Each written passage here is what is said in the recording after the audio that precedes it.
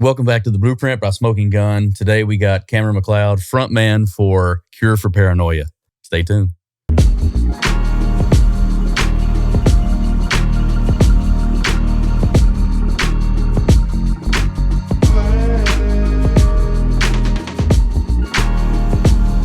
Cameron, my man, thank you so much for coming today. Thank you for having me, bro. I appreciate it. I'm going to jump right in here. Are you from the Dallas area? Technically, yeah. I mean, I was born in North Richland Hills. Like, that's where the hospital was that I was born at. I really didn't move and live in Dallas until I started Cure. Mm-hmm. And then and that was what, 2015, 14 is when I actually became a Dallasite. I was living there in Dallas. Just Dallas proper. Mm-hmm. So are you one of those guys that say DFW is Dallas, or are you one of those guys like Dallas is Dallas? I feel like Dallas is Dallas. I mean, especially you get a real sense for it when you work in the music scene. Mm-hmm. Between even Deep Ellum is something different than Dallas, mm-hmm. music scene wise. There's Deep Ellum, there's all of Dallas, mm-hmm. and then Fort Worth is a whole nother world. Denton is a whole other weird ass universe. You know what I mean? So it's just I just don't see it as just one solid thing. Right. Yeah. Well, that's cool. So you grew up in the DFW area. What high school did you go to? I went to Ranch View High School, which is anytime I say Ranch View High School, people are like, where? Where are you? No one knows, but it's in between. If I say MacArthur, sometimes I'll say mm-hmm. MacArthur High School instead because people know that it's in that area, kind of mm-hmm. Las Colinas, Irving mm-hmm. sort of area. Yeah, went there, and that's kind of where I decided that music was what I was going to do for a living. Mm-hmm. And then I kind of lost it for a little bit and then found it again my second year of college mm-hmm. is mm-hmm. whenever I was just okay, no, this is for real what I want to do. Yeah. So are you generationally from this area, or is this just kinda. I mean, because my grandma, they lived in everywhere first. They lived in Chicago first, mm-hmm. then in LA. But as long as I've been around, we've been here. We have mm-hmm. our other family, my great grandparents mm-hmm. who passed away, but we would always go to Kankakee, mm-hmm. Illinois, and that's where my other family was. Mm-hmm. But yeah, we're all kind of. I mean, I'm not, but my family's pretty much transplants because mm-hmm. they were either born in Atlanta or in Chicago, or I guess just those two, or lived in LA and then mm-hmm. came here. Yeah. Were you raised by your grandma? You said your grandma earlier. Oh, kinda. I mean, I was really raised by because my dad wasn't around, so I was really raised by my aunt and my uncle and my grandma, and mm-hmm. then my mom would be at work. I actually spent the first year of my life in Kankakee, Illinois. That's where I learned to walk out with my great grandparents. Okay. Yeah. Yeah, and then made it on down to D-Town and started spreading the roots. Did everybody transfer down here? It was just the not my great grandparents. They're still out there, kind of the backwoodsy mm-hmm. place. But as far as my grandma and mm-hmm. my uncle and stuff like that, they're all out here. That's cool. But yeah, I usually tell people I'm born and raised against my will in Dallas. So you got into high school, you got into theater, you got into band, or you were in sports? So it's crazy. I was super, super into theater in middle school, to the point where I was even in the advanced theater classes because I just loved it so much. And then high school came around and I was like, oh, I can't be in theater. People are going to think I'm gay. So I didn't do theater in high school. And I honestly didn't even it wasn't until maybe my junior year of high school that I even returned to music. Mm-hmm. I knew in third grade we had a little class project that we had to do that was where you write what you want to be when you grow up. Right. And I put then that I wanted to be a rapper mm-hmm. because my mom's boyfriend at the time, he was his name's Nahala Johnson. He's with Boomtown Productions. He's done a lot of just well-known artists music videos even now. Right. But at the time of me growing up, he was trying to produce. He made movies. He made music videos. mm-hmm. He was very into the arts. And honestly, I only I'll never forget. It was like third grade. There was like some big like snowstorm or something that happened, and like sometimes my mom's boyfriend would watch me after school because like she hadn't got off work yet, so he'd pick me up and I'd stay with him until she came and pick me up. This time it like snowed in, so she couldn't come pick me up, and he had like these artists over at his house, and they were working on music there, like while I was just snowed in. Like usually all that would happen like after I left. You know what I mean? Like I'm sitting there at the house like playing Grand Theft Auto. Smell like pine cones in the house, not knowing what weed is. Like it's just like it's starting to smell funny over here late at night. And like I'm watching them all create music and write music. So like while they're doing that, I like get me like a little notepad and I go into his room and I like don't want anybody to know what I'm doing, and I'm like kind of like writing.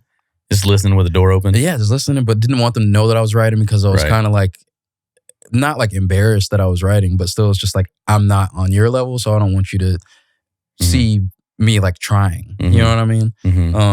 But when I was finished writing the song, I like ended up like just coming out of the room and being like, yo, look what I did. And then I like showed it to them. And then just to have, I still remember that feeling like to this day, like just to have one, like my mom's boyfriend, Nahala, and then just these other artists that I don't even know all just be like, yo, that shit's dope. Like hype, like genuinely hyping me up. Not like, oh, that's good. Not like, oh, that's good for a kid. They were like, that's good. You know what I mean? And I just, that was whenever I would decide, just that feeling that I got from it and just the feeling that I got from like creating the music. I was just like, okay, I could do this. Isn't it crazy when you look back through your life, you can find that one spark that you really like somebody truly set a fire inside of you. Yeah. And you want to go back so much and say thank you as many times as possible. And you may never see those people again as long as you live, but they'll always have a burned in memory where you're at. And that moment is where you decided to be what you were going to be. Yeah. You know, and so have you always been into writing? Definitely. Because even like apart from music, like I would write like short stories when I was a kid and just like write like almost like fan fiction before I knew what fan fiction was. Like I'm just writing like, this is me in Dragon Ball Z or, you know, stuff like that. And just like kind of put myself in that world. So yeah, I've always loved writing. I've always, especially like living in Dallas and then going back to Kankakee, which is kind of like backwoods a little bit. I've always had like people around me like praising my intellect. Like always, which is honestly not the best because I can think of just thousands of just like fucked up adults now that got praised when they were younger for like how smart they were. And then, you know, that just like kind of like it just gives you this false sort of idea of yourself. Not by any means saying that I'm not like smart, I'm not intelligent, but like it just had me, you get this like, for lack of better words, like a God complex. Like of just people, I even have cousins now that it's just so funny to talk to them now that just talk about me back then and just like, yeah, everybody treated you like you were just like the second coming of Christ growing up. And like, I didn't realize it then apart from like how I felt then. Like I've always been very like confident and very like sure of myself. Even despite like the outside world, I've had just instances where like the outside world is kind of like beat that down. And I'm just now, literally just now, like even within the past like year, like the past year or two, like finding that again because I had lost that for a little bit. Yeah, I definitely lost it for a little bit. So once you kind of crack that egg on like, this is something I'm really excited about, like what was the next steps? Or just like, I'm going to do this every day? Or you were like, so it just happened once and there was a gap? Or so what? It's funny, there was a definite gap. So that happened and then I would like write a little bit here and there. And then like Digimon came on that Saturday. So I was, you know, on to the next thing. But like fast forward, it was 5th grade. And like growing up, I had like this childhood friend who I would stay at his house all the time. And his mom even said, she was like, y'all must be running from somebody. Because me and my mom would literally just move apartments. And it's just not just now, but like as I grew older, I realized like, oh, it's like because we were literally doing lease to lease. We would stay somewhere until like we get kicked out there and then go somewhere else. And then, you know, so we always grew up in like the DFW area, but still like I would, there was a time, especially like going into like middle school, that I would just change schools a lot. And I remember the big like spark that came back to me was whenever I had to go to Coppell School District. And the thing that you don't realize is just how different the school system is based off of, you know, what district you're in. Yeah. Because whenever I was going to school over in like South Irving, I was fucking Dexter's Laboratory smart over there. Right. Superstar. But I went to Coppell and I'm like, look at these smart people. Oh, math has numbers. And not even, I'm sorry, of course math has numbers, but it's like, oh shit, math has letters, like 5A, 5B type shit like that. And I'm just like, well shit. So I just remember just like, that was like the start of me, like, of that knockdown happening, of me feeling like smaller and less than. And I went through a period of where I just really like, I acted out and like, I didn't have a way to be heard apart from doing that. And then fast forward to the end of the year, a talent show was coming up. And I decided to write a song for the talent show. And the talent show song that I did was essentially me telling my story of how I had changed school so much and how I was like this new kid here at the school and all this stuff. And became like a superstar at the school. And so then that was like the resurgence of it. I was like, oh, if I do music, I get this response. You know what I mean? I'm nobody apart from this. Even like the first month of middle school, because you know, like middle school, that's like you're restarting because there's like 6th, 7th, 8th grade. You know what I mean? Start to blend up. Yep. And we had a pep rally, and they asked me to perform at the first pep rally that we had. Just me, this little 6th grade kid, and I did like ironically an anti-drug rap, but in front of like not just like not just in front of like the entire 5th grade class. This time it's like in front of the entire middle school is in the gymnasium. I'm performing in front of them, and like I think that was like because you know how like with like I'm trying to think. You know how like with alcohol, you're not really an alcoholic at first. Like your first sip, you're not an alcoholic. Right. You know what I mean? And then you go out and you drink again. And then, or even like, I don't know, in case of like drugs, this was like the hit that had me like hooked. You were hooked. Hooked because I have this entire middle school of people. Like I've never heard cheers like that before. Yeah. I am now every day for the rest of that school year, I'm walking around the middle school, and every class that I'm going to is like, you're the rapper kid. Oh, you're the rapper kid. Oh, you're so cute. Blah, blah. Like all this shit. Like I was, and I just, even at that time, I had like the foresight to be like, who would I have even been? I would have been nobody if I didn't, you know, step out, do music. You know what I mean? And so it's just like, I've always just found like an identity in doing music. You know? Do you think you found, because listening earlier, you were like, hey, I was a smart kid. I was the intelligent kid. And I stepped outside that role and I found that I was a little behind. So I lost that identity and I needed this identity to be something, right? Questioned that, caused you to reach out or lash out, right? Yeah. Found music, happenstance, succeeded in that, gave you a new identity, something, new purpose, new feel of security, right? Of like, validation of who you are. Yeah. You know, you think that's kind of in the realm? Am I reading that right? Yeah, 100%. Because even like now, like whenever Cure started, I remember my main goal was like, genuinely, I was like, I want to be famous enough to be myself. I want to be successful enough to be myself.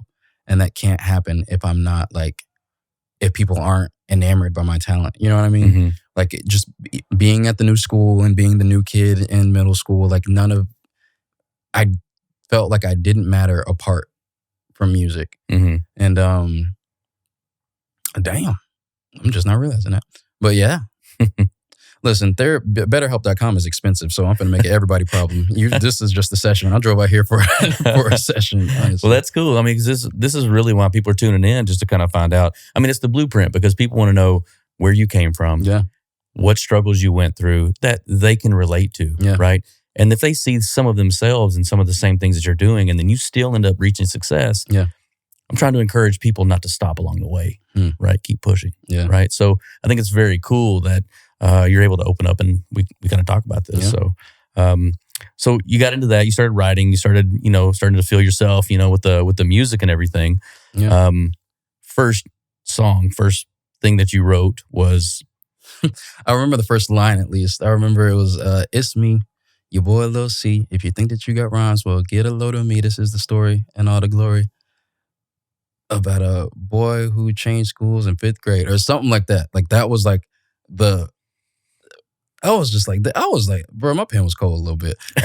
Because like I was really just like, it was a way of communicating for me. Yeah. It was a way of like just saying this, like. Stop and listen. Yeah, because they were. Because when you have a mic in your hand, then you can like really get your point across. You know what I mean?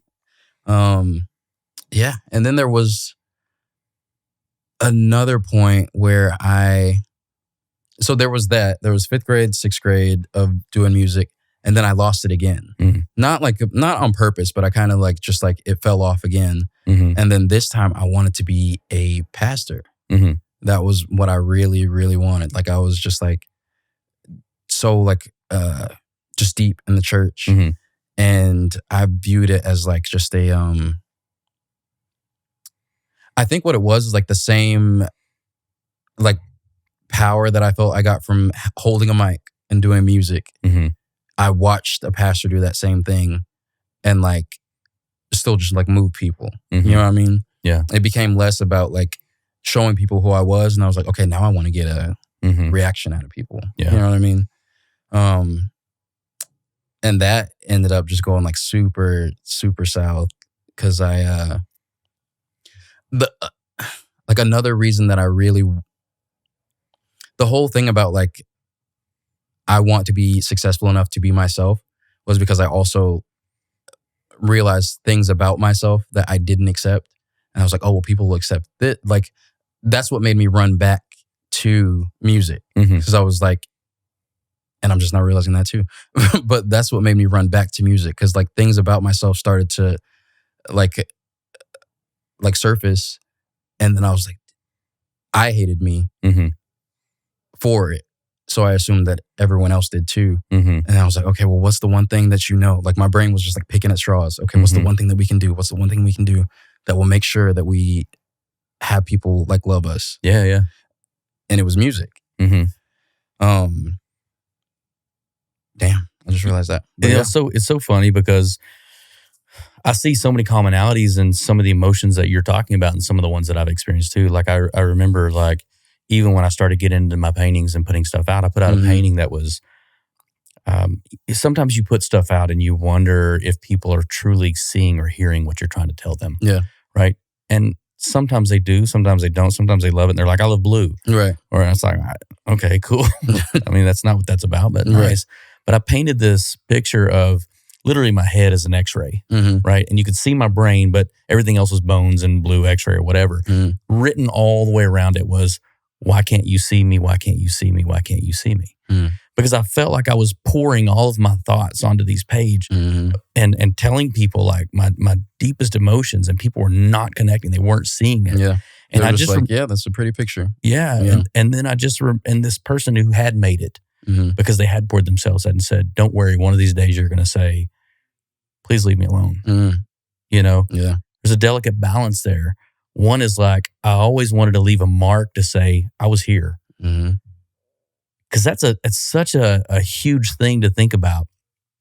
Living your entire life and not making a mark. Yeah. Not saying anything, not being present, having someone go, that changed me, or they said something to me that made a difference. Yeah. You know, that's a really hard thing to grasp. And so that's what got me into art, was like, I'm putting up a stake as a time capsule of this was a month of my time. It's going out in the world, a month of my time. And so no matter what, I'm leaving these tea leaves, the same as you're leaving music. Yeah. You know, and it's like forever. Yeah. Someone will have this thing where they can listen to the notes that you're saying and the words that you're telling them. Yeah. You know, so they can connect with those things. Is that kind of how you view it as well? It's funny. I don't, because I really, like now I'm getting to the point where it's like, I don't think I think about, now I'm getting to the point where I kind of like, I definitely understand where you're coming from, but I don't think I've ever really looked past myself apart from looking at it as myself. The only thing that I've ever been concerned about with music is making sure that like I liked me. You know what I mean? And I used to think that's why like even like there was like kind of a blip in like our career as Cure where like I just wasn't writing anything because I came to the realization that it's like it's not other people's approval that I'm seeking with music, it's mine.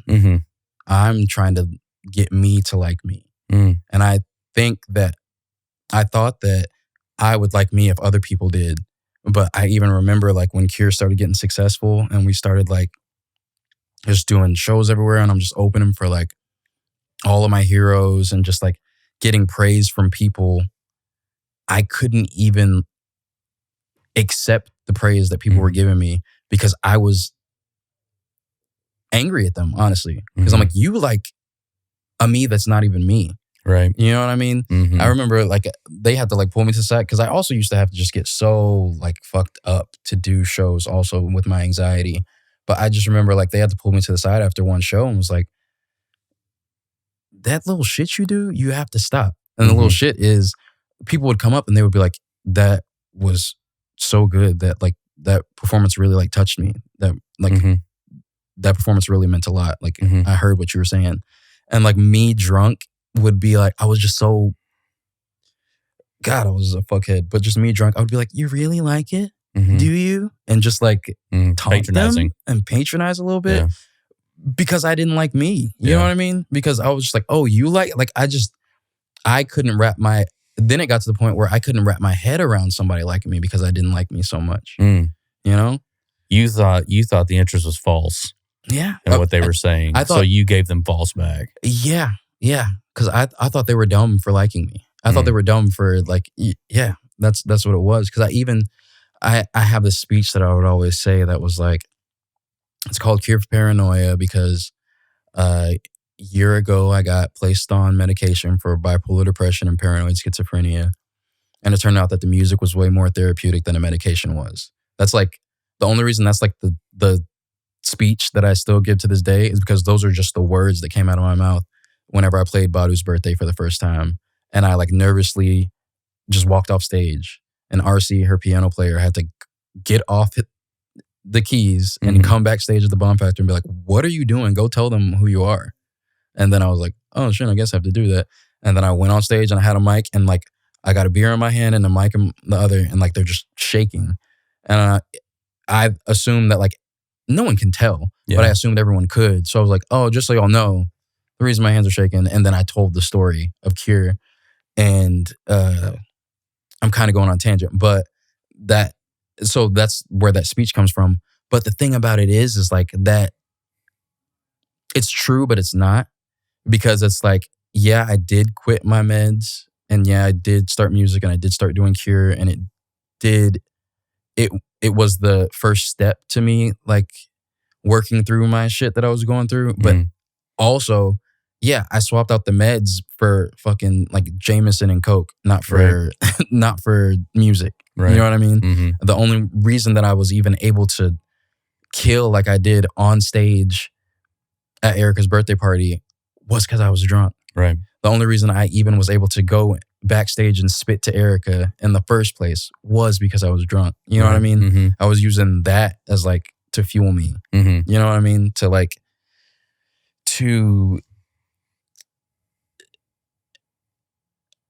Like it started off as like a way to like kind of, it was like a dam that I built to like kind of like block off the disdain that I had for myself. But like similar to like any dam, once that like the dam's built, but it doesn't make the bullshit on the other side go away. Once that dam moves, then it's just all everything comes out. You know what I mean? So I was just like the first year of Cure was just me drowning pretty much from like the dam breaking. Mm-hmm. The dam finally broke, and What year was this? This was 2016. Okay. It was like our like peak, but not even. I'm sorry, but that was like our introduction. Yeah, our introduction was like 2015, but like even around that time, I used to like catch the train to Deep Ellum. I was still staying with my mom at the time, and I would catch the train to Deep Ellum, and I would tell my mom I was going to look for jobs because she was like, if you're going to be here and you're not going to go to school, you dropped out of school, then you need to go get a job. Got you. So I would get on the train, and without her knowing, I would go to Deep Ellum, and I would like try and pick up gigs there at Deep Ellum. I'm going to all the venues that aren't even venues anymore, and telling them like, yo, my name is like That Kid Cam. I rap. I'm just trying to see if you're looking for people to play up here, blah, blah, blah. And of course, they'd just be like, oh, well, just give me your email. Because, like, who the fuck am I? You know what I mean? They're just like, oh, give me your email. Somebody will hit you up. Yeah. So I would send them all emails and shit. Yeah. And then literally jumping back to the Badu birthday thing, I introduced what Cure was. And I created a Instagram for Cure. And, like, I remember leaving the stage and going backstage. And I was supposed to get somebody backstage, like, from outside, trying to sneak them in. And I opened up my phone to like text them and be like, yo, like go meet me at the door. Or I was messaging them on Instagram. And I opened up the fucking Instagram app and literally my phone just like turned off. Like it was like that much, like from telling them like, yo, we're Cure for Paranoia, blah, blah, blah. It just became a thing, especially like in that room. And then like all those venues that I had went to that don't even exist anymore were like, we can get you here on Fridays. We can get you here on Wednesdays. We can get you here on Tuesdays. And that was like the start of like the dam breaking. That was like that happening was like the first like crack in the dam. Because then it turned into like, now we're doing, at first it was like, okay, when I have a gig, I need to drink so that I can like be cool, quote unquote, and like not myself. And accept myself all at once. This is what the alcohol needs to do. And it would be like one-off gigs that I would do. Like, this is a big deal. I'm doing this gig one-off. But now it's like, we're gigging 5 times a week before fucking Wednesday. Yeah. And what do I have to do at every gig? I have to get past drunk to like accept myself in this place and not be dealing with the anxiety, and to like seemingly be this cool person that people view me to be. And like, yeah, so then it just turned, and then that was the other cracks. Each week of like 3 to 4 residencies was just crack. And then finally that hoe broke, and I was just going through the motions, like literally going through the motions. Like we had a residency at this place called Drugstore Cowboy, and like they literally just let me, like I could come in Monday through Friday, and we played on Saturday. I could come in Monday through Sunday, actually, and like just drink as much as I wanted to. And they're just like, oh, just put it on his tab. And sometimes they would, sometimes they wouldn't. You know what I mean? And literally, I'm just like housing like a bottle of Jameson a day, at least like 3/4 of a bottle of Jameson a day. And like, because then it turned into, it wasn't just like, I have to be drunk at these shows. It's like, so that I can be this person. And now it's like, I have to be this person all the time. So anytime I'm in Deep Ellum and I run into somebody, you know what I mean? Yeah. Then it's like, you feel like you were hiding by doing that? Oh, 100%. Okay. Yeah. Like 100%. And like because this persona of you when you're drinking is like, I've got things under control. I'm smarmy. I can tell what I want to tell. I put it all down. But on this side over here, I'm actually kind of terrified of who I am. Yeah. I think what it was is like the drunk version of me wasn't that like I'm under control. The drunk version of me was like, I'm out of control. Excusably. And I don't care. Yeah. You know what I mean?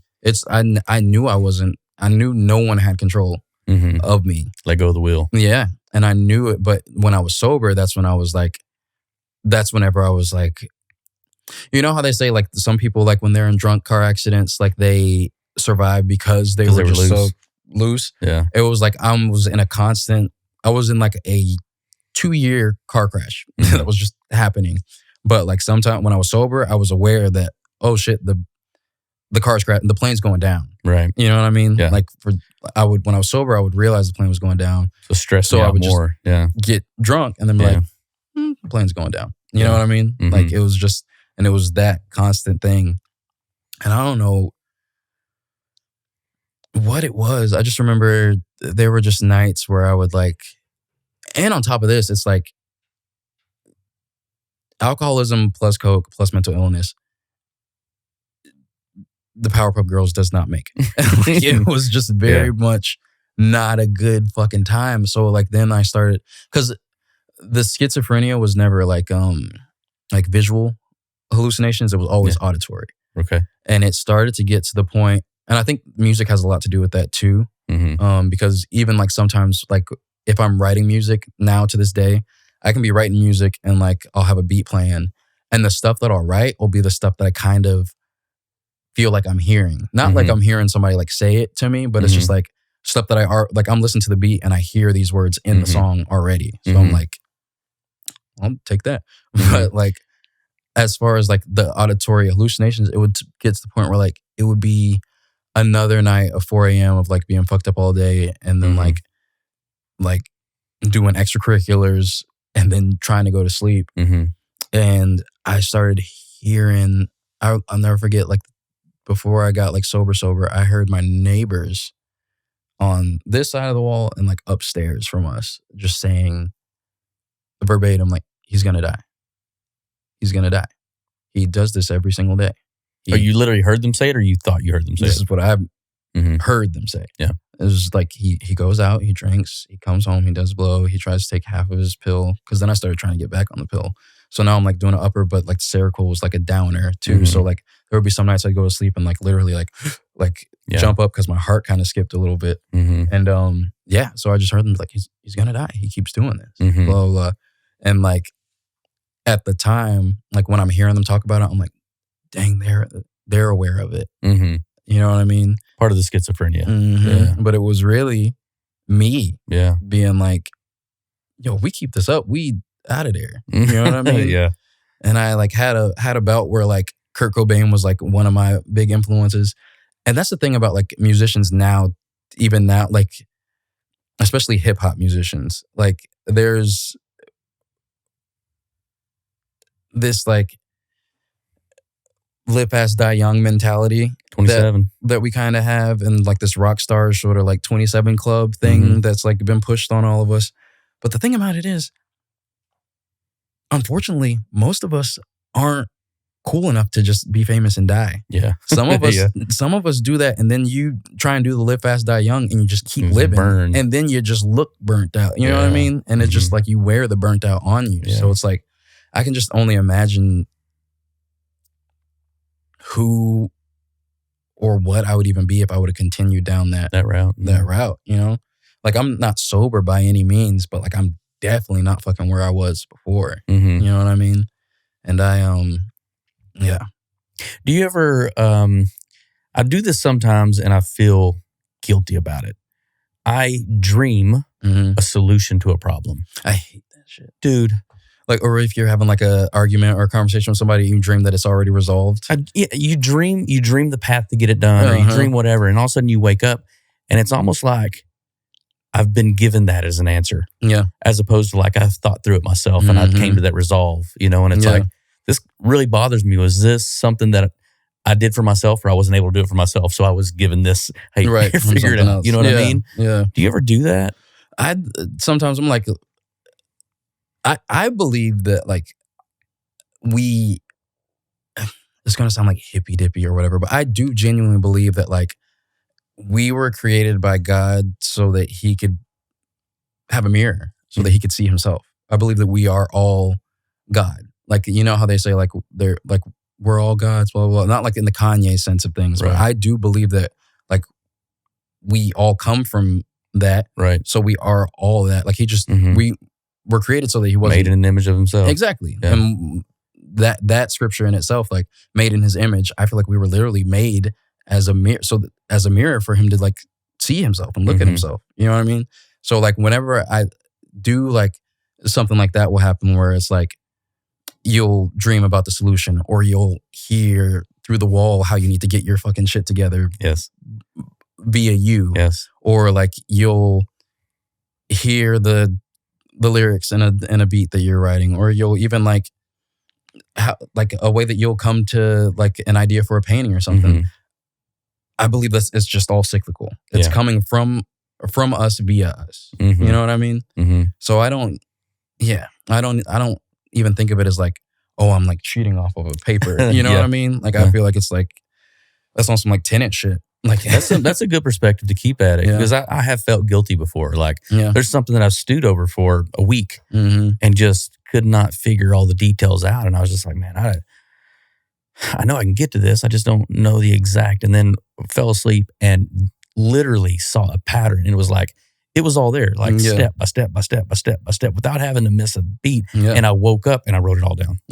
You know. And I went out and I executed it that night. And it was perfect. Not one mistake in the whole thing. And I was like... Yeah. Well, that dream didn't come from somebody else's brain. It came from yours. Yeah. You know? But I was just like, did he just pass me a note? Like, all right, son, you've been struggling. Like, here you go. You know what I mean? Yeah.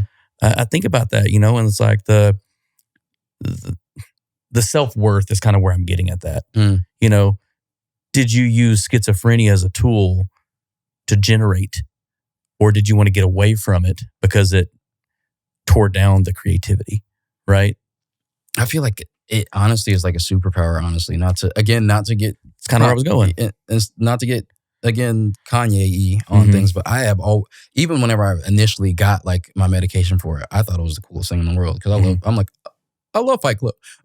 Yes. But it was like very much not that. And there are moments when it's not fucking fun at all. But like at the same time, it has honestly been one of the biggest gifts that could have been given to me, because now it's like the way that I'm too aware. I'm like too aware. Like as far like exercising, like it's not even for like thirst traps and looking cool. Like literally the way that shit like fixes my brain and like helps with my mood and my emotions and like just top tier. And even like as far as just like drinking, it's like I can't drink like everybody else because like it's literally it's pouring liquid on an already fucked up computer. Yes. So it's like so I'm already like just like when I need to, I will, but I'm no longer using it as like an escape or like as like a Mario 1-up. Right. I was born with one. Yes. You know what I mean? Yes. I have many people up here that have bars that can rap. You know what I mean? I just have to, you know, just one of them, y'all do something. But like, I've always just felt it as, seen it as a gift. As long as you can't harness it. Yeah, as long as you harness it. You can't be mad at your like supercomputer. Right. If you keep downloading viruses onto it. Right. It's not its fault. You know what I mean? Right. As long as you're like taking care of it and like keeping like upkeep with it. Or even like a car. You can't be mad at your car for fucking up if you're not getting the oil checked and doing maintenance on it and stuff. You know what I mean? So like, as long as I'm continuing to do like the maintenance that I need to do for me, which is like just like the self-care shit, like making sure that I'm eating right. I don't always do it because sometimes it feels better to just pull up to In-N-Out like I did before 100%. I pulled up here. But like making sure I'm eating right, like drinking enough water, like not drinking every fucking day because it's not necessary, and like just some sort of movement, or like even journaling. Because if one thing that I've learned is like journaling is like the most sane form of just talking to yourself. And like, of course, I'm gonna talk to myself because I'm the only one that know what's going on. Right. You know what I mean? So it's just like just checking in with yourself, and like all that like self-help stuff. It seems so like cheesy and corny, but it's like it really, like, why wouldn't you want to do something that's gonna make you feel better every single day? You know, I really connect with so many points of what you just said right there. Like, I've had a lot of commonalities to some of the stories that you're telling about, like people at a young age saying he can take this or he can handle this or he can do this. Like, you can't, there's nothing you can't accomplish, blah, blah, blah, right? And on one hand, you don't want to say that back out loud because you feel like you want to be humble, but if you say that, it's automatically you're not humble, right? Yeah. Like but on the other hand, it's like, I'm proud of this supercomputer that can run up and generate and create and just continue to run. Like, I went on 4 hours of sleep for 10 and a half years. Yeah. Right. And everyone's like, you're going to crash and you're going to burn. I'm like, no, I love it. I'm feeding this beast. Yeah. And actually, like, 'cause I had a regular job, or I have my marketing company, right? Mm-hmm. And then I paint all night long, right? Yeah. And people are like, you're going to burn, you're going to burn, you're going to burn. I'm like, you don't understand. These are logs for my fire. The paint is the fuel. Yeah. It is the fuel for what makes me me. And they're like, well, how do you generate so much? And I'm like, it's on. Yeah. Like, it's just on. Like, I feel like sometimes I'm a passenger for what's happening, and it is genuinely, it is literally pouring stuff out continually, and I'm catching it and just doing, I feel that way sometimes, I think that we're all like that though. But like you said you're catching it. I think it's pouring out of all of us. Not everybody has their hands out to receive. You know what I mean? Mm-hmm. Because other people are just like thinking the way that you said people were talking to you, like, well, how do you do that? Why are you blah, blah? Because their hands aren't like this to catch. Their hands are like, okay, well, I need to be doing this over here. I need to, you know what I mean? So it's just like. Or idle. Yeah. Mm-hmm. Oh, God, worse. Mm-hmm. I view it as like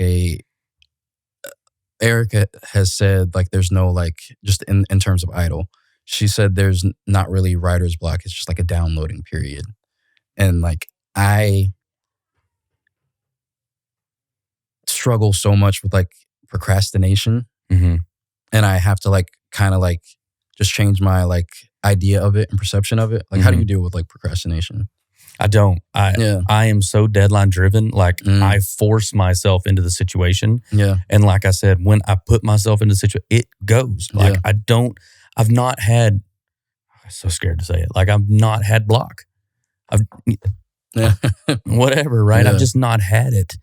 And because when I put myself into those situations, it just starts to pour. And I'm just like, and I literally can tell you that I will be in there and 4 hours have gone by and it feels like 30 seconds. Wow. And I have no idea how long I've been or whatever. I have an alarm on my phone that says, go to bed, dummy, it's 3 a.m. Like, I have to catch myself, but I feel so invigorated during those times and in those moments. I feel alive, and it's the only thing in the world that I can do for me, just for me. Yeah. Right. I can tell a story, or I can learn a process, or I can get better at something, or it's a craft, but it's the only thing that is truly for me, because I'm a father, I'm a husband, I'm a businessman. I have responsibilities every single day. Everything that I do for a client is for their consumer, to make sure that their company lifts up. Is that why you feel like you hold it like so tightly? Oh, as far as like painting, because it's like the only thing that you really have this. Yep. Yeah. And that's why I said too, I'm so particular about leaving a mark or raising my hand to say I was here, right? Because all of those other things are transactional. Do you think it's always been that way, or do you think it's like as you've gotten older, like is like mortality become like a factor? I had a really, really good friend of mine died when I was 35 years old, and he was 35. Yeah. Freak accident. He had his family. He was skiing on a hill. Little girl skied out in front of him. He was a great athlete, great skier. Veered out of the way. Veered out of the way, like that Hamlin kid that got hit on the football field a couple years ago. A tree hit him, and it just stopped his heart. But there was no people to run down there and get him. Yeah. And he died right there. And I just remember and we've put on a charity for him every year for the last 13 years. Yeah. Right.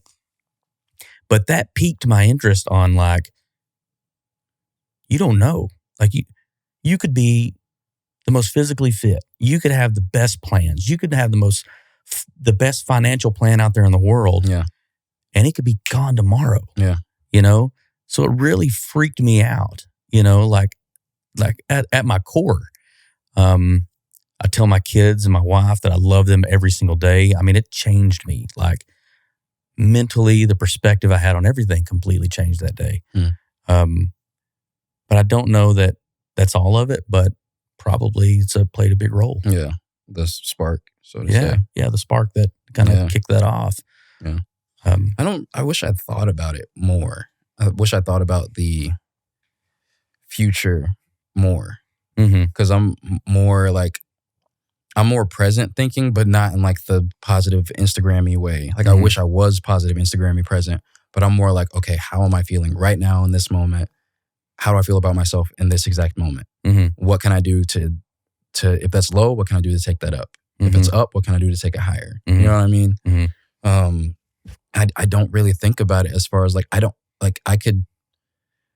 want to go out sad. That's my main thing. Oh, yeah. That's my main thing. I don't want to go out upset with it. Like, say I did like die in a freak accident, but if I was like healthy and I was fit and like I could leave today. Don't want to. I could leave today and like pass away, and I would be proud of everything that I've done up until now, especially thinking back to like from this conversation, thinking back to that 3rd grade kid that got snowed in at his mom's boyfriend's house. Like, if you could just see all the shit that you've done since then, you know what I mean? Yeah. I would be proud of that. But like, I don't always think, again, it's always present thinking. I don't always think, I think we, as artists, we tend to not really, you can have your resume in front of you and just read it up and down, but it's not going to mean shit if you don't actually like believe the shit that you're looking at. You know what I mean? Or if you don't think that you're deserving of the stuff that you're looking at, then it doesn't even matter. Do you ever look at it and say, here's something that I achieved, and then you look up to that thing coming, right? Let's say you had a big venue that opened up that you'd always wanted to play at, right? You're looking forward to it. You're telling people about it. You're excited about it. You write a new song for it. Everything comes up. That moment goes off and it's perfect, right? Yeah. Nothing's better. And then the moment it's over, it's like this overwhelming feeling of what's next. Yeah. Is so disheartening. Even like we just did the Kessler recently because I was in D Magazine's like 50th anniversary issue.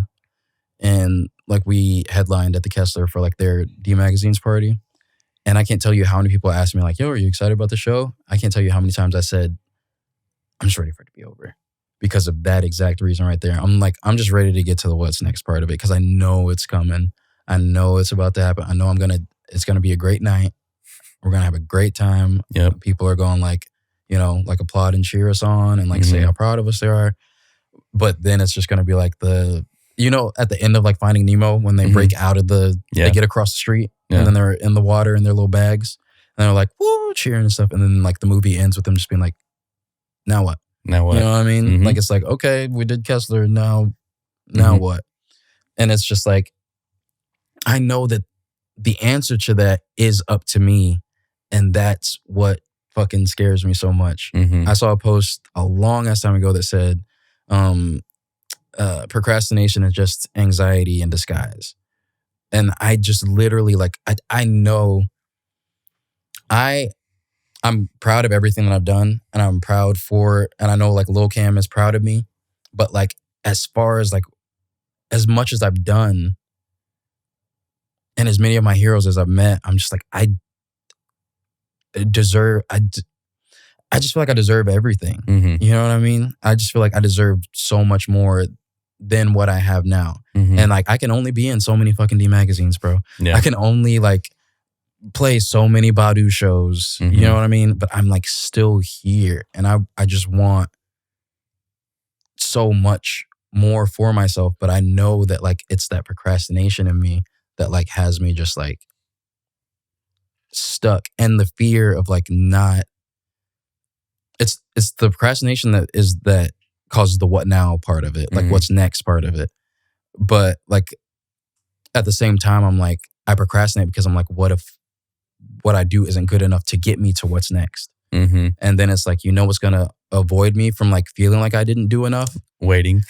Worse, not doing shit at all. You know what I mean? But it's waiting. Like if I'm like, oh, I can't.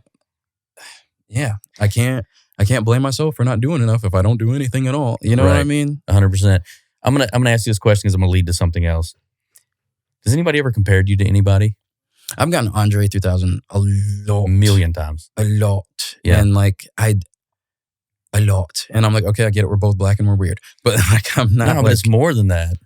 I don't know.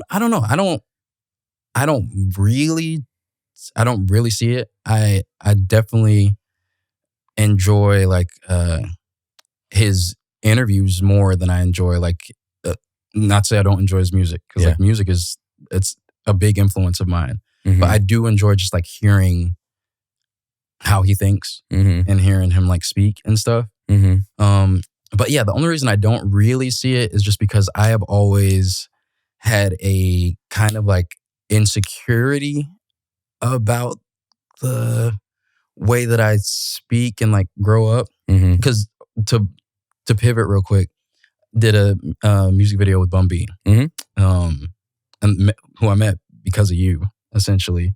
But like I did a music video with him, and he pulled up, and I just remember chopping it up with him, and just expecting him to be so much different. And he is just so the proper, nicest guy. So nice, so proper, so well spoken. Yes. And you just shouldn't judge a book by its discography, I guess, because like I was just like, that's always been, mainly because like in school I've got, just growing up in general, have always just been made fun of for the way that I speak, and that was another part of like the knocking down thing. Because here I have my family in Kankakee saying that I'm a genius child, so smart, and then I'm carrying that with me and like continuing to be smart and continuing to read. And then you get to a certain point where the outside world tells you like, you talk white, you know what I mean? Or you like, you act like a nerd or whatever. And I was like, okay, so crack. There's the crack in the dam. Because then it's like, okay, well now I need to dumb it down, and now I need to act up in school, and now I need to not try as hard. You know what I mean? So all that to say, the only difference with me and Andre is like he's articulate, but he's also still got like, you know, is like he's from ATL. He's from, you know, like ATL. You know what I mean? So that's kind of just where the divide comes. Well, nobody's exactly the same, but this is what I think about. He besides Bun, who's a good friend of mine, Bun, love you to death. Bernard. He's maybe my favorite artist of all time, just because he's articulate when he speaks. Him, Cudi, Kanye. Yeah, I love all three of those guys, and I've said it for different reasons, right? But Andre 3000, when he raps, he's speaking. Exactly. He's not singing or trying to sound cool or trying to. And all three of those artists I just named have a message to say. Yeah, and they're not scared to say it. Right. But one of the things that made me so sad was I listened to an interview with Andre 3000 one time, and he said, I don't want to make music anymore because I'm scared I can't do what I used to do. Yeah. I can't live up to my own music.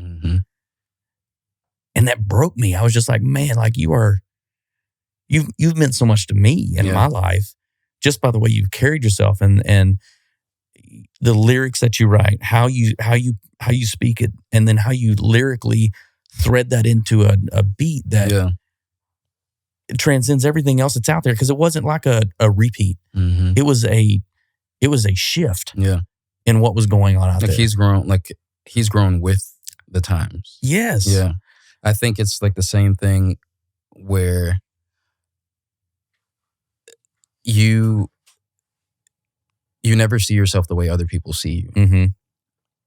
And I feel like with Andre, I feel like it's like anything he puts out, we would be like, God bless you. Thank you so much. 100%. Yeah. But if it's not up to his standards, it's not coming out. Right. You know what I mean? And that's not to compare myself to Andre, but that is how I feel about like creating music and even creating projects and even like doing stuff. I'm just like, this has to be as big as the thing that made me a thing in Dallas in the first place. You know what I mean?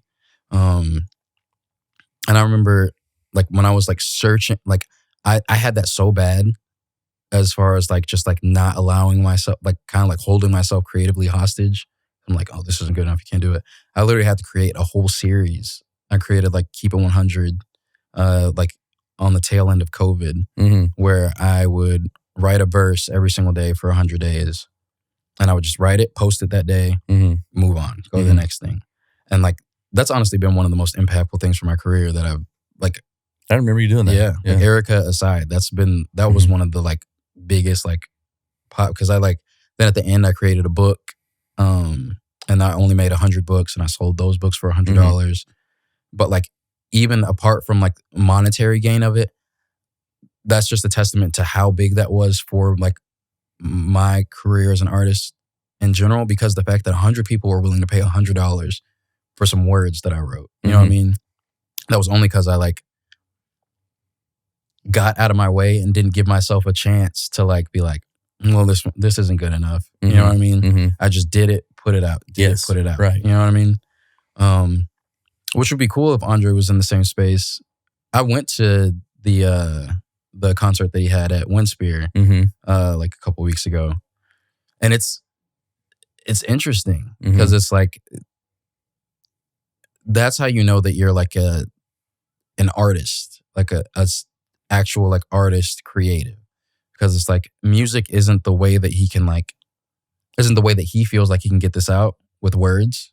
So he's literally just on stage like just jam band and flute for an hour and a half. You know what I mean? Do you ever get scared the mechanism is going to break like that? Yeah, because I as I was watching that show, I was like, what would I be without, you know what I mean, without rap? Because I'm not picking up no recorder, right? Like right. It makes it all feel so fragile. And I think when COVID happened and there was no like shows really, like I told you, like leading up to prior to COVID, we were doing 5-6 shows a week, like before Wednesday. Whenever that all stopped and I wasn't getting those like fucking like hits of affirmations from people, right? And like wasn't getting like my actual medicine, which was alcohol, like I had to realize, okay, without a stage, because when I didn't have a stage anymore, I didn't even want to write. I didn't want to make. There was no one to write for. Exactly. Right. And that's when I had to like stop and be like, okay, whoa. If you're not, there was a point in time when like you used to do this like just for you, like regardless of. I feel like just social media and like just the like hot pocket fame of everything, like time frame or hot pocket like attention span of people has caused like creativity to be so just like pimped out and hoed out, repetitious, and not even like it's just like free thing, like a free thinking thing. It's like it's been rushed too, right? Because there's timelines and there's algorithms and there's things that you have to hit. And you're like, I'm not even done with this, but I got to get it out, right? Yeah. Sucks so bad. Like I've gotten to the point now in the last, I don't know, 3 months, like I'm losing followers because I'm posting once a couple weeks, you know? And it's like, I don't have it in me to put something out that doesn't fit, like it doesn't connect, or I feel like I'm just putting something out to be putting something out. Yeah. And it sucks because it's like now someone's going to know me as that, as opposed to this great thing that I did once. Right. You know? Yeah. Because like I could go back and I think about it all the time. I think about like going back and like maybe next time instead of doing a verse a day, I'll write an entire song a day or something like that. But it's like at the same token, I'm not even doing it because I like writing music or because I like writing songs. I'm doing it because like, okay, well, this will be content and this will like, that's where your brain goes first. Like we are all just so cooked as a society to where like literally everything that we do just falls back into like how's it going to work on Instagram? How is this going to do views wise? You know what I mean? Like, is this going to go viral? You know what I mean? And Ellen's not even a thing anymore. So viral doesn't mean anything. Like everybody goes, like there was a point in time where like I got a TikTok that did like 4 or 5 million of literally just me talking and like giving advice to like my homegirl who's being stupid. Yeah. And like there was a point in time when that would have had me on the couch with Ellen. You know what I mean? But it's like it's not that anymore because there is so many other people that are also realizing like, hey, there's just billions and billions and billions of eyes or views that are available, and we're splitting it between trillions of people. Right. You know what I mean? So it's just like realizing that like anybody can go viral means that everyone is trying to go viral. It means a flood of content. Yeah. And with everyone trying to go viral, there's just less visibility for like your stuff. It's just crazy. It's literally like being in Times Square and everybody starts singing their own individual song at the same time, expecting for like, oh, I'm gonna be the one that they come look at. You know what I mean? Yeah. Like, that's an interesting visual of everyone, just popping off all at once, and then everyone's, shooting their shot. Yeah, literally. But they're all shooting their shot to other people that are shooting their shot. You know, it's the equivalent of like we're all playing a lottery. Yeah, we're essentially all playing a lottery. Only like sometime it'd be like if the lottery just gave out little payouts to people. You know what I mean? It was like, okay, well, you get a viral video, you get like $1 million here. Yeah. You don't get the full like 900 million that was out there, but here's 100,000 for you. You know what I mean? And it's just like everyone. You get a car. You get a car. Yeah, you get a car. Look on your chair. Like we are all just like just pining and trying, and it makes creating music and doing music just so like ick and fucking gross to me now. And I don't, and I'm trying to get out of that like monetary, like even like as far as like what my band has become, like it started off as like me and 3 other people, and like we all like stayed in the house together and we split everything 4 ways, and it was like literally like my second growing up, like because I'm an only child, so this was like my really like second childhood, because I'm like being raised by these people. How old were you when this started? I was 20 when it started, and like these people were like 30, like just into their 30s. Talk about them for a minute. Let's talk about the band in general. Yeah. And then how you guys started out. You made this deal. Yeah. How did you guys select each other even? So what's funny about it is I had a manager when I was that kid Cam, and a long story short with him, me and him ended up like fighting in a moving car. Like he was very much trying to like Suge Knight me pretty much. And then like Dallas was so small, especially like the music industry at the time was just so small that like word got out that he wasn't my manager anymore. And like different managers were like hitting me up. Like this band ADD, like their manager had hit me up, and just like other people that like this manager that worked at 97.9 hit me up. And I felt like it was the closest thing that I got to feeling like I played football and was like getting scouted. Yeah, right. Like just I had different agents that were just hitting me up. Yeah, different variant of manager that was taking me to some different form of Twin Peaks or throwing bouquets or Hooters or something like that. Yeah. And I'm just like, know your audience, but I was just still just there. And so that was happening. And then one of the managers that I met was like, yo, there's a studio that we can go to. Don't got you. He was like, yo, there's a studio that we can go to, blah, blah, blah. It's got like these like dope producers. Like, I want you to come up here and like, I'll get you studio time here and we'll record your next project here. Right. Let's come up here and meet them. So at that studio called The Underpass is where I met Jay, Tomahawk, and Stan. They all worked at that studio.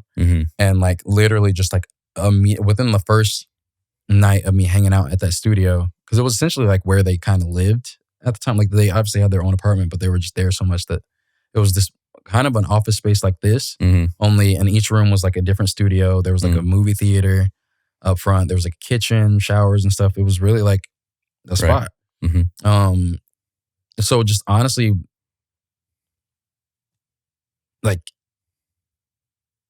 condensed, like time-wise, just like became family with them. Like we're just spending every pretty much night at that studio.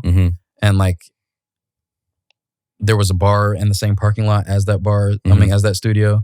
So it's just like, if you spend every night with people and you getting fucked up and working on music with these people from like 10 to 5 a.m., that just like jump speeds like friendship. Oh yeah. Like, you know what I mean? Like we cousins at this point, you know what I mean? So then there was that. And basically the guy that was trying to manage me was also trying to manage them, and like had brought a contract to them. And like Tomahawk looked at the contract and it was so like bogus that he basically like, in like just movie rock star fashion, like lit the contract on fire in front of him. Yeah. And was like, we're good. We're just going to work together. And like, I came to the studio next day and they told me what went down. And then we kind of just, we weren't even cured yet. We were just working on music together. So the four of you guys, you just met them. You had no plan. You weren't going to be you weren't put together by somebody. You guys were just at the studio as an introduction. Yeah.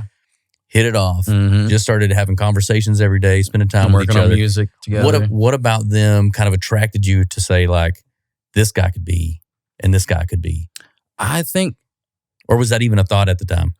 I mean, I remember my initial thought, like the first song that I recorded with Jay,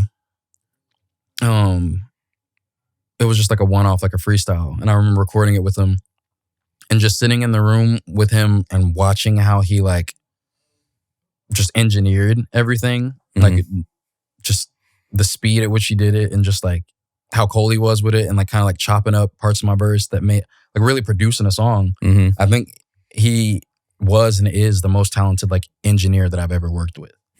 And at that time of me seeing the most talented engineer that I've ever worked with, I'm like, well, damn, I'm recording here every day. You know what I mean? Right, yeah. It wasn't even about being in a band at the time. And it's just so funny to me how that worked. But yeah, then it was like they thought that I was super talented as well. They had like been seeing the same way that other people had been seeing me like around in Dallas. Like they had also like seen my stuff. So they like they believed in me as well as an artist.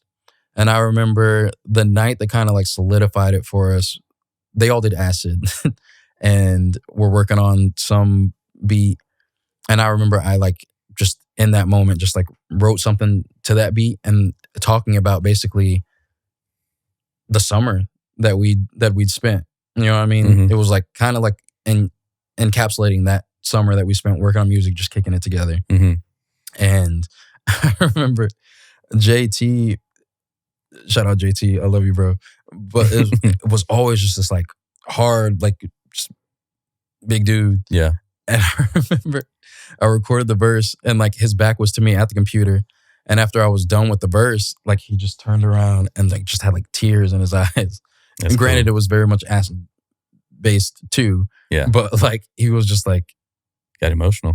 It's just like it really did seem like the like universe had like kind of like set us up to all like we had all come from individual paths of working on music up until that point. You know what I mean? Yeah. And we all kind of felt it at the same time that like there was something here. And then fast forward to I ended up like what was maybe like a year later, they were telling me that they were going on a trip to Colorado and I had just gotten fired from like working this like warehouse job at Earthbound or something. So I had time to go and they're like, yo, if you want to go, like it was like the day after I got fired. They're like, we're going to Colorado if you want to come with. Like, so I rolled with them out there.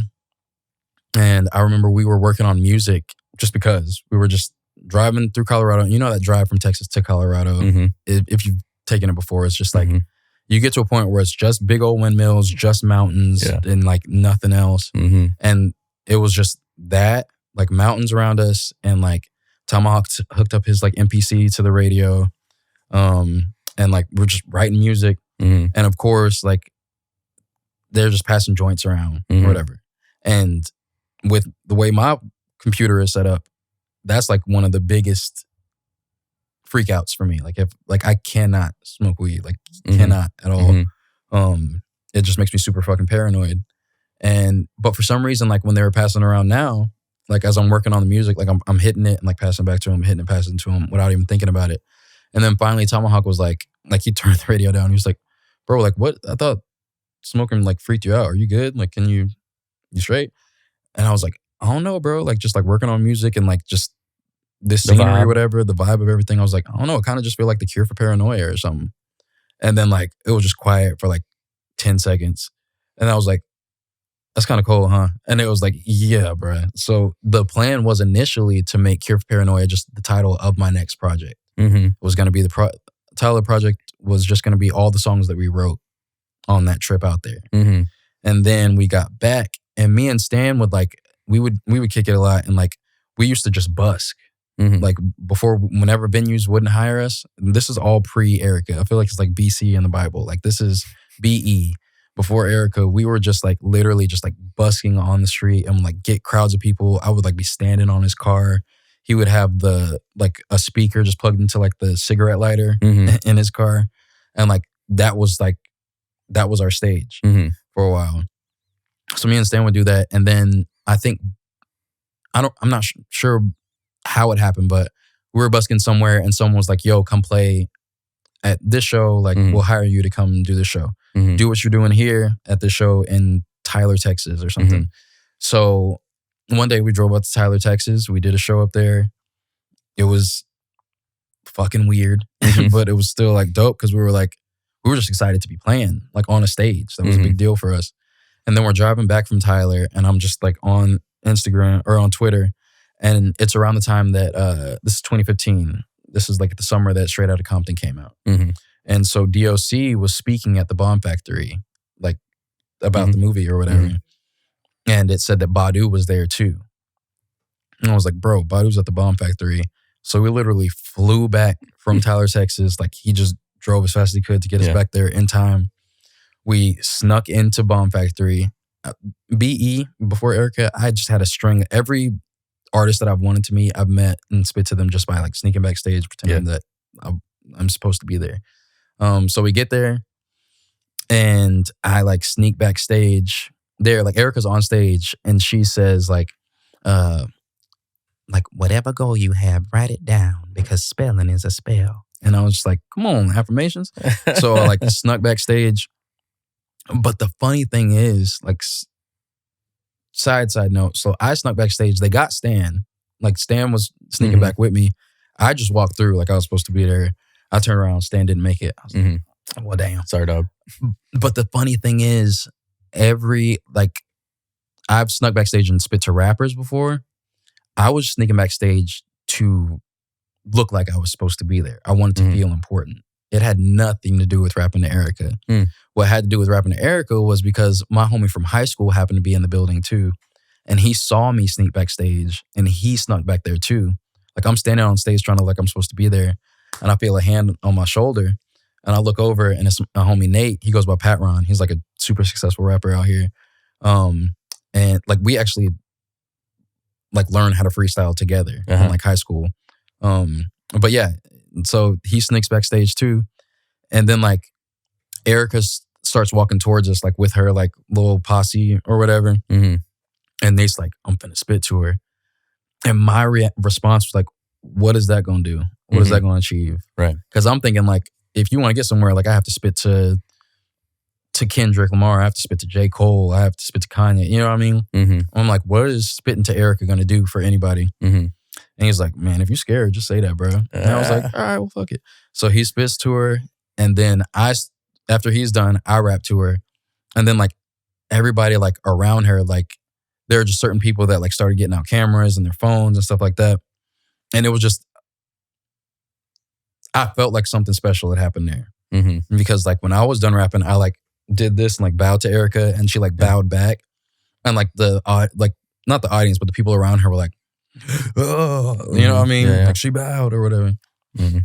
So then I got the footage from this guy, Art, who I saw he was holding the camera. I got the footage from him and I gave that footage to my homegirl who worked at this magazine at the time. It's not around anymore, but it was called Throwed Magazine. And she worked at that magazine. So I was like, I want you to post this video on your page. And I want you to say some kid raps to Erica.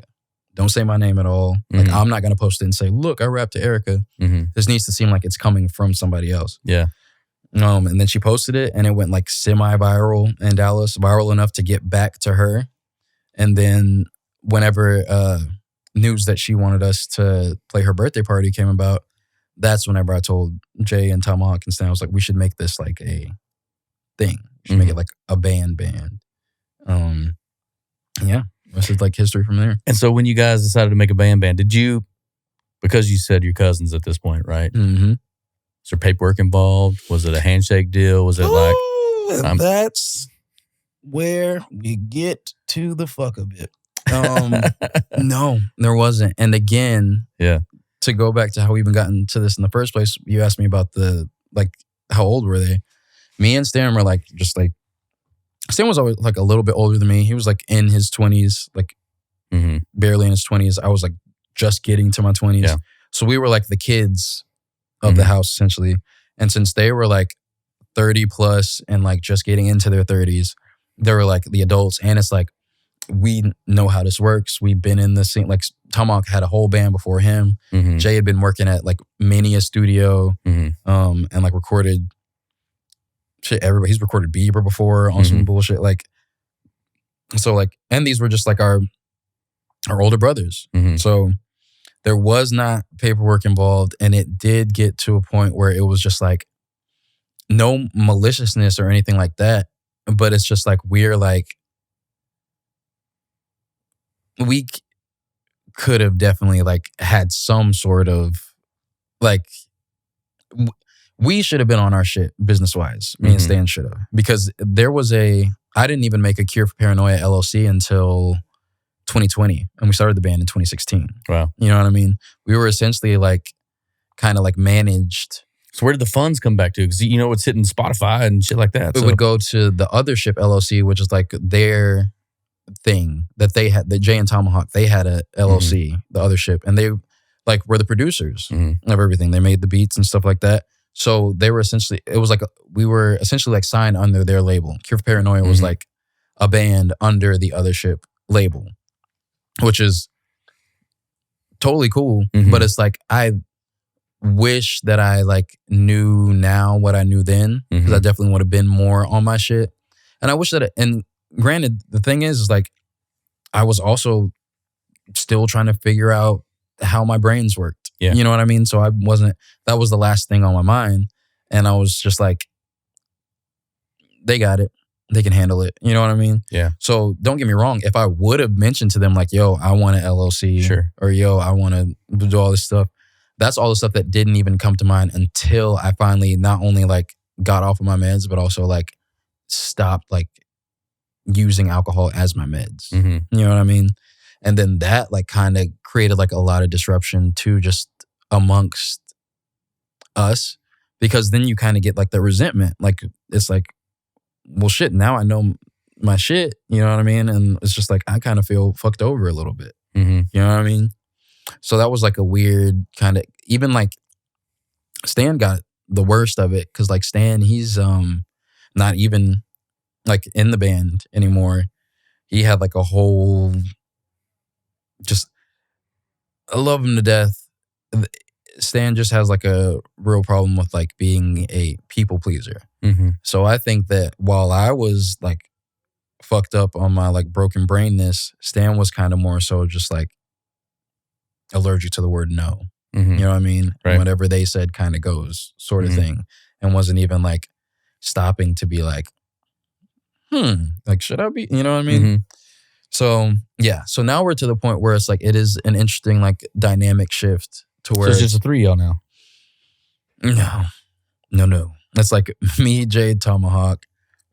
And now we've kind of like integrated in this band called the Grays, which has like been family. We've been family with them since before Cure started, because we had a residency with them. One of our residencies was at Three Links. And like their band would play before our band, or our band would play before theirs, like vice versa, switch off. So we've known each other since then, but they are just like the most killing band like in Dallas. Like as far as just like music arrangement, as far as just like it helps too with like the era that they come up in. They kind of come up in that like late 90s or that mid 90s era.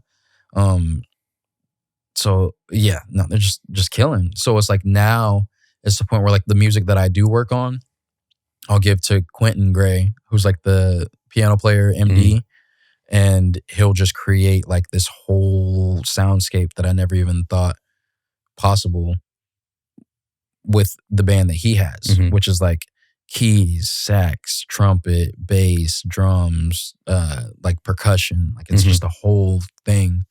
So now it's just like, and it's something that Jay would always say whenever we were at the Underpass. He's like, we want to get to a point where we can like be doing shows that's like makes the music sound as big as it is. So now I don't know. I love the dynamic that we've gotten to, and I love like how everything works out the way it's supposed to. Mm-hmm. Because prior to Stan stepping out of Cure, I kind of viewed it as like I was just rapping background. You know what I mean? Oh, really? I always have. Oh, because of his vocal talent or what? That too, but I think also just because of my fucking insecurities, if I'm being honest. Yeah. I've had so many people like just that would tell me like, Cam, you know, like you are Cure for Paranoia. Mm. And like it is my story and stuff like that, but I had never viewed it like that. I had never viewed it as like I'm the guy, you know what I mean? Mm-hmm. I'd always viewed it as like I am one person of four, in a band. And it's like, I feel like with Stan leaving, it made me realize like, not in a Kanye way, but it made me realize like, I'm the guy. Mm-hmm. You know what I mean? So it's like, I have to fucking act accordingly. And I have to be on my shit, and I can't be out here sloppy, and I can't be out here. I think that's why it was so easy for me when the band started to just be like fucked up all the time. Because in my mind, I'm thinking like, oh, I'm kind of hiding behind these guys. Yeah, but in their mind, they're like, you're making us look like fucking idiots. You know what I mean? Mm-hmm. So yeah, it's just been a.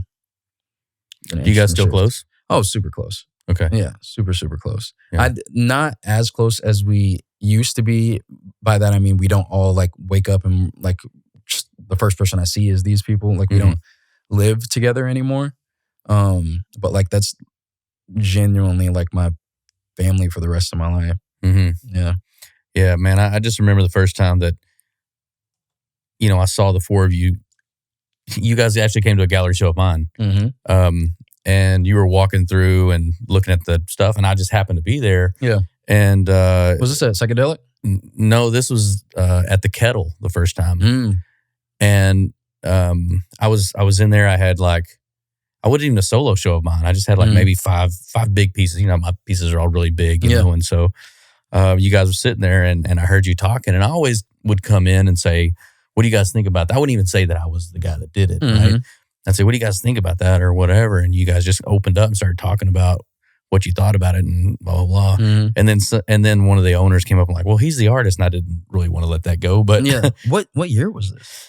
Gosh. Was this 2016 Drunk, Cam? It was pretty close to that. Okay. Honestly, like it was really early. Huh. And I just remember you were like, dude, I got to get you on Instagram, blah, blah, blah. And all y'all were like super nice to me. Yeah. And then I started following your music and checking it out. And then I remember like a month later, I was in New York randomly. And I was walking down the street and I was talking to somebody and I heard your music and I just turned. Oh, so you weren't even at that event? No. That's crazy. And for some reason I thought you were a part of that event too. No, I just turned and looked and you guys were in there playing. Yeah. And I was like, hang on guys, I got to go in this for a minute. I said, I know these guys. And they were like, whatever. And I was like, no, I'm serious. So I walked in, I talked to you guys or whatever. And I think your homie he was like, you can get on the jet tomorrow. I was like, all right, bro. Yeah. Yeah. But yeah, that's crazy. To this day, literally until you just said that, I thought you were like a part of that event. No. You just happened to be in New York. Just happened. We were walking down the street and I was like, I know these guys right here. And so I walked back and talked to you guys. And then I did see you guys, the one in Dallas. I saw you guys and I was part of that one. Mm-hmm. Yeah. Well, Psychedelic was through Bun and getting you guys there. But there was another one that was down here that I walked in and you guys were playing and I stopped and I came up and I think I bought you guys drinks or whatever. But and I sat and talked for a little bit. But I just remember like you guys had always been so nice to me, you know, from the get. Like it was easy. You know, it wasn't like, hey, we're so-and-so, we're done this or whatever. You guys have been very inviting. And I thought as a creative in the same town, I always do everything I can to connect people that I feel that are that way. And that's why, you know, Bun being a friend of mine, I was like, you know, pushing names and putting things together. Because I always want to see people succeed when it comes to those touch points like that. So I just thought how crazy that was that I literally, that's weeks insane. apart. Yeah. That's insane to me that you just happen to be there. And just walking down the street. It's not even like, And it's New York. It's not like How you big just is happen New to be York? walking down Deep Ellum. Deep Ellum, Street. right. Yeah. Wow. I got to tell Stan that because I think Stan to this day still thinks that you were a part of that event. Yeah, no, I was a part of the one here in Dallas. Yeah. But not that one there. Wow. That was crazy. That's insane. It's always been, I think people just get put together, for whatever reason, and so, and even for these conversations like this, it's like, this has been one of my favorite podcasts that I've ever done, just because of the way that you articulate what you're talking about, and you can express at a much deeper level than most people can, and so it's really nice to get into a conversation with people that are either exploring their thoughts, and can articulate that at a deeper level, right, and can open up to people and say, I've been struggling. This is where I'm at. This is what I'm going through. Well, shit. Thank God my therapy got canceled because I just kind of just word vomited all of that. This is just months of backed up. Yeah. But no, I appreciate that, man. I'm glad that it didn't just sound like rambling because I was really just working through my own stuff while I was sitting here. I was like, dang, I didn't even think about I like the fact that you have it start at childhood because I didn't even think about the reasoning behind why music was so important to me. And it's always been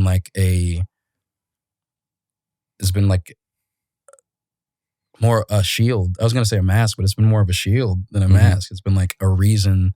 It's been like a front man. Like, okay, you go out there first and you introduce us. You know what I mean? And then I'll come up. I like the term shield versus mask. Yeah. I agree. That's protection, right? You, do you prefer to be around people or do you prefer to be by yourself? I prefer to be by myself. And that is exactly why the drinking was so prevalent because I wasn't accepting that in myself. I was thinking there's something wrong with me. So let me just drink and then I want to be around everybody, which I did, but then it flipped on its head after a while. But yeah, no, I really do. I do charge up more on my own. Yeah, me too. And it fucked me up too, just because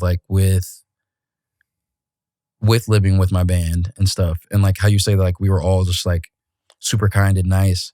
I feel like we all get that from Stan in some form or capacity. You have no choice but to be nice if you're around Stan. Not even saying this I don't want to be nice, but it's Stan is so outgoing and you know what I mean, and just so just happy all the time that it's just that's what also would make me feel I was behind. Yeah. I felt like Stan was the face of everything and was just the personality of everything. And I would always just compete internally to be that way. You know what I mean? And it's on the same token, it's you have to be careful who you compare yourself to because it's you never know what somebody else is dealing with. Stan's got his own stuff that he deals with too. And reasonings behind why he feels he has to be nice like that all the time. You know what I mean? So it's I've gotten to the point where I'm more accepting of the fact that I don't want to go outside like that. You know what I mean? I don't, I don't want to go, I'll go do my show and chop it up with everybody and have a good time. And then I want to go home. I don't want to go to the after party like that. You know what I mean? So yeah. I'm at my happiest in my studio, relaxing, or on the back patio, having a cup of coffee with my wife, or a glass of wine at night, or a whiskey Coke at night, watching the sunset with her. Yeah. Those are my three moments, of just top tier. Yeah. Top tier. But what's the lyric? I'm a extroverted introvert. Yeah. Or antisocial extrovert. Yeah. That's what Kendrick has said. Quite literally. I enjoy the company of others, but as far as me recharging and plugging my phone self into the wall, I have to be at the house. I don't have a portable charger. I got to be at the house. If I ever go to a gallery show or anything else and I'm talking to people, it's using energy units from me. Right? And I can turn it on, and my parents have always told me I could be a chameleon. They're like, you can step into any situation and talk to anybody, whether they be the biggest or the littlest or whatever. You can talk to everybody on their level. And I always remember that growing up, and I always thought that was kind of a superpower too. Yeah. But really, it drains me. It's just a matter of how much battery you're giving away. I leave feeling tired. You know, as soon as it's over, I'm exhausted. I sit in the car and I'm just like completely done with it for a little bit. And I have to be by myself for hours after entertaining like that for a while. You know? Yeah. Like each show, I even equate it like each show, I'm like, okay, I have a show tonight. So that's going to be about like 2 afternoons at the house. You know what I mean? Like it just how long the charging process is. You're budgeting your recharge. Yeah. But I get that too, as far as like your parents saying like you can like meet anybody where they're at. Cause I feel like, I know I have to be by myself to recharge.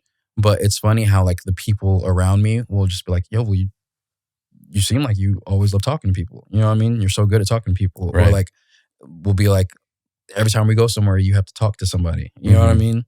And it's like, yeah, you just turn it on and you turn it off.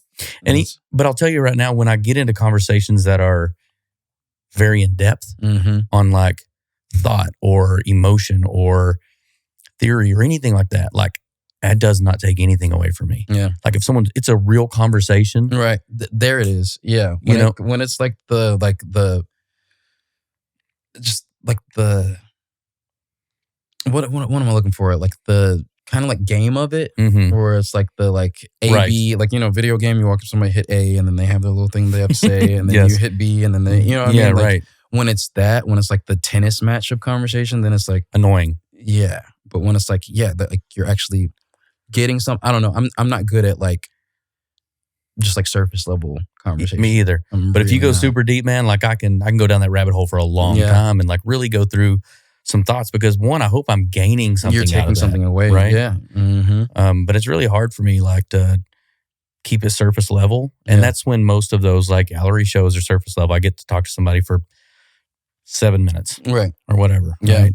Hey, how are you? Where are you from? Blah blah. And it's just like just rinse and repeat and rinse and repeat. And it's like, did I make a good example? Or did I show everybody who I was? Was that good enough or whatever? It's like you can't even understand who I am at all in 7 minutes. How are you with compliments? Like when you're at your galleries? I'm horrible at responding to them.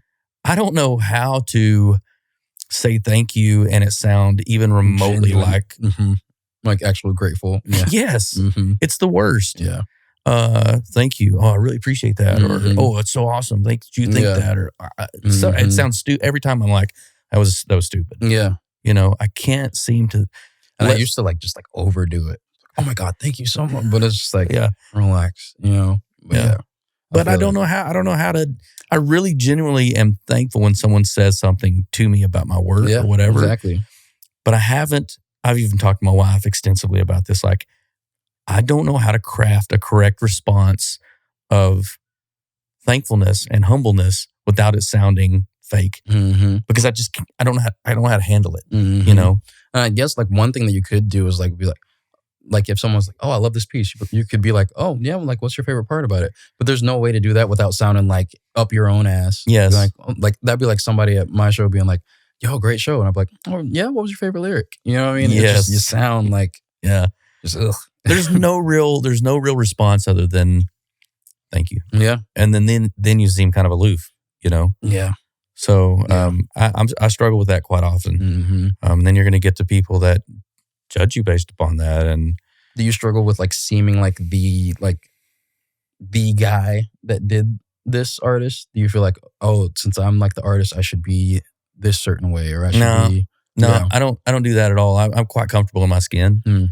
I don't want to be anybody else. Matter of fact, I don't even really want to be famous. I just want to be able to do whatever you want to do. I want to do what I want to do. Yeah. You know? Yeah. I want to be, at the end of the day, after this journey is over, I want to be left alone. Yeah. I want to be sitting at the house with my wife and my family and relaxing. Like you do all of this, you put all of this out, like you make all of this effort so you can achieve what? That instant or a life goal of like who you're doing it with, you know? And if you can get to that point where the person's happy that's sitting next to you and you're happy sitting next to them, just as is, and as simple as watching the breeze go through the trees. Yeah. And that's happiness. That's where I want to be.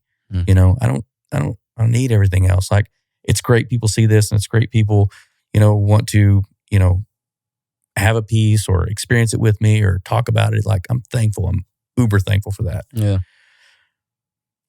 But I don't have to have that part, So you're not like a just work till you die type of person. You see like a kind of like a stopping point. I am working until I am financially stable enough to never work to not again. have to. Yes. Yeah. And at that point, hopefully the people that have been on this ride with me long enough, we'll all be able to sit down and take a nap. Yeah. Whenever we want, do what we want, relax. Yeah. But then I told you again, like my friend passing away made me think, well, that plan's kind of screwed up too, right? So I really don't know where to go with it other than just put your head down and hustle. Yeah. And we'll see what happens. We'll see what God's been giving me as a path, and give you talent and do the best of your talent and keep pushing through. And if you make it to that finish line or that thing that you get, then great. If you don't, try to be as nice to people as you can along the way and experience and take every gift He's given you and do something with it. Yeah. Do you feel like there's like a sort of like a aspect of like distraction in there at all? As far as like just head down, hustle. You think there's like a distraction there at all? Or? Not a distraction by any stretch. It's not. I'm not distracted by it. I am. Oh man, I don't know. I just flipped side that coin for a second. Maybe. Yeah.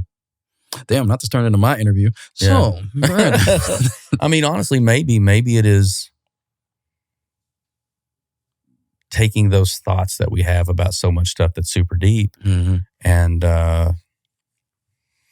not wanting to think about it and just locking in. Yeah.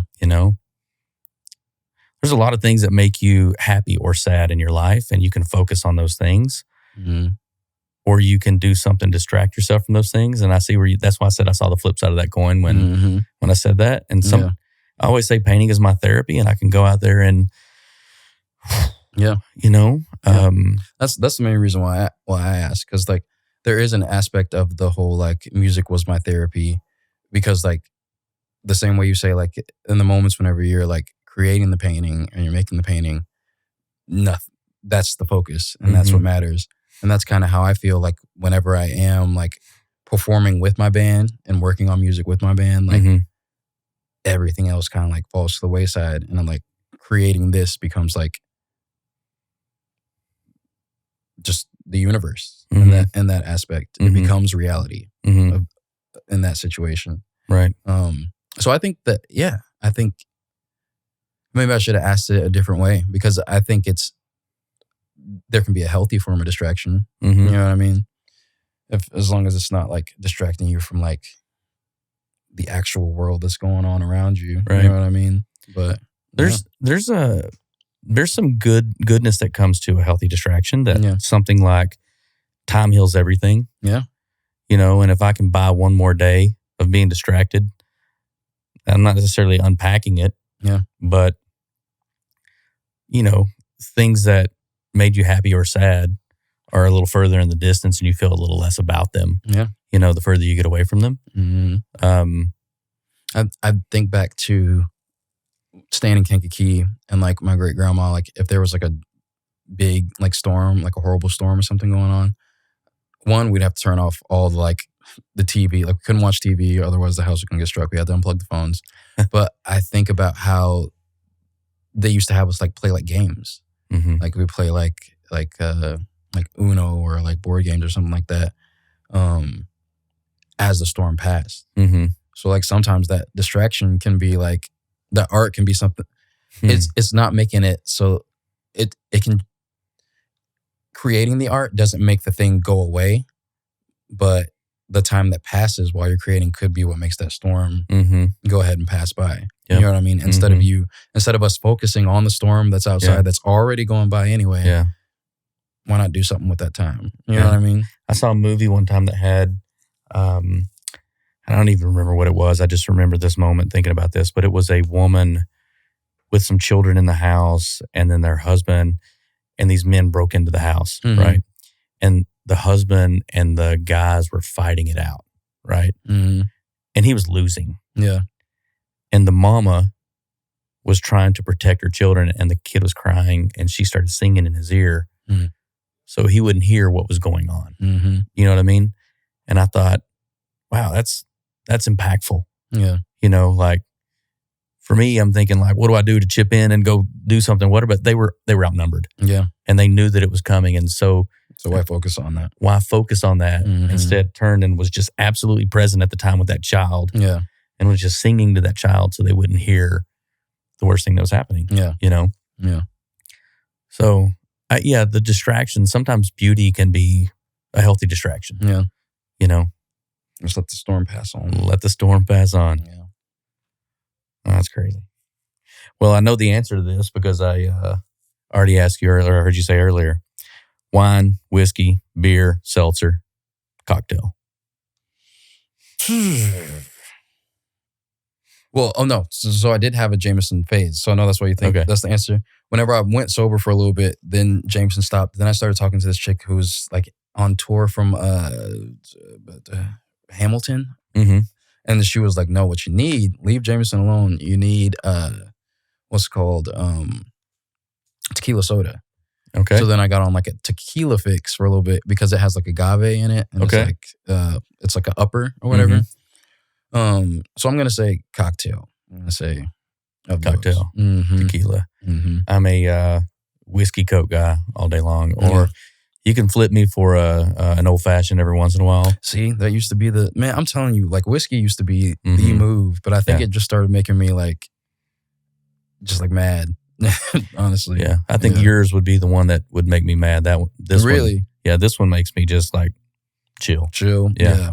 I want to get to a point, like even back when I was like drinking like Jameson, I wanted to be a Glenlivet drinker, like a Scotch. Like I just wanted to be like just like an old cigar. Like an old fireplace drink. Yeah. But shots were just easier. Yeah. Fashion. You a shoe guy? You got brands you follow? You make your own thing? Yeah, I'm not brands at all. I'm really not brands at all. I'm more like look and aesthetic.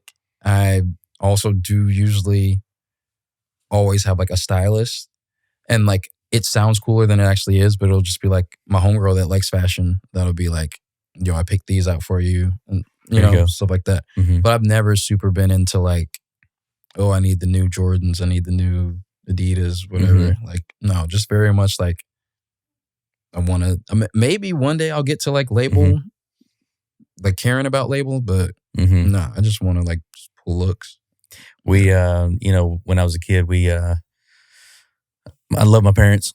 They did great for us. Shout out. But we just, my parents got married at 16 and 17 years old. So I wouldn't say we had the richest upbringing in the world. They did very well for themselves, you know, but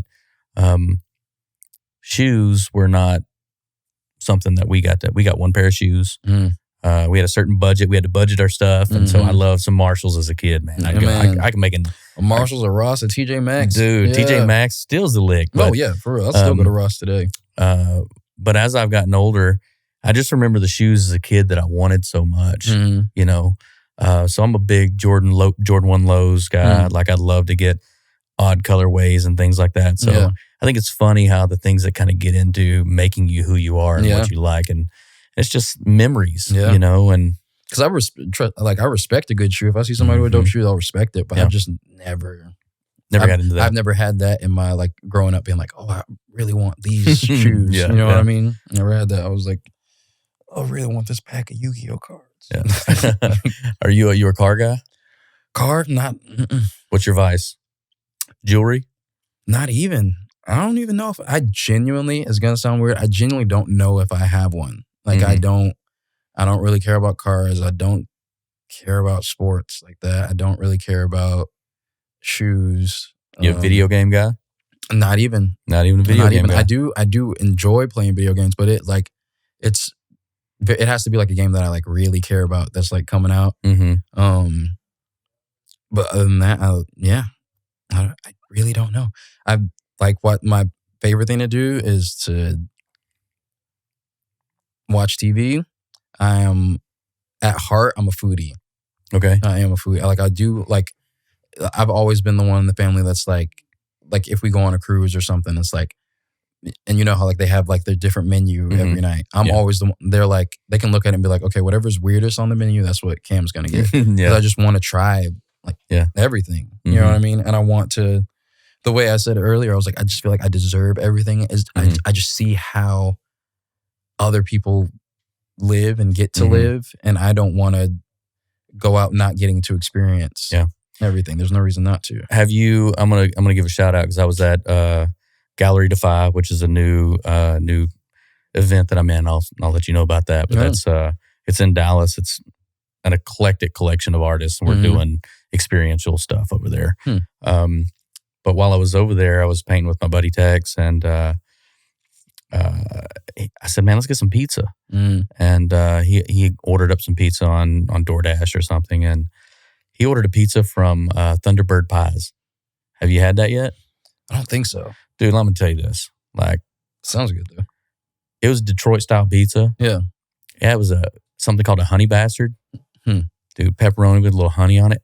It was so good. I like it every bite I was taking, I was doing the pow, pow. And I don't know if I was just the hungriest I've ever been in my life, but it was so good. That combination of like being hella hungry, but also getting like some good food is like God level. Anyways, Thunderbird Pies, you did it. Sponsor. Yeah, that was it. That was it. So, but I just want to say thank you so much. Like, honestly, my favorite interview I've ever done. Oh, let's go. I have to have you on here again, and we can do another one of these because so many more questions I have to ask that's just past, the history of who you are, but just how we can get into some deep conversations, I think would be amazing. Yeah, so most that, man. Super proud of you and everything that you've done. Thank you, man. I wish all the best for you. Sky's the limit, no doubt. Thank you, man. And I appreciate you for the free therapy. Yes, sir. Anyways, guys, till next time, Blueprint.